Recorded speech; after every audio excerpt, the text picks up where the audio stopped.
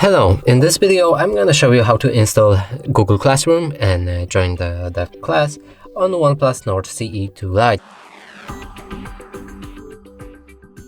So in order to do this, we'll need to open our Google Play Store. From here, begin the search for an app and enter Google Classroom. Hit the search button, select this app and then install it.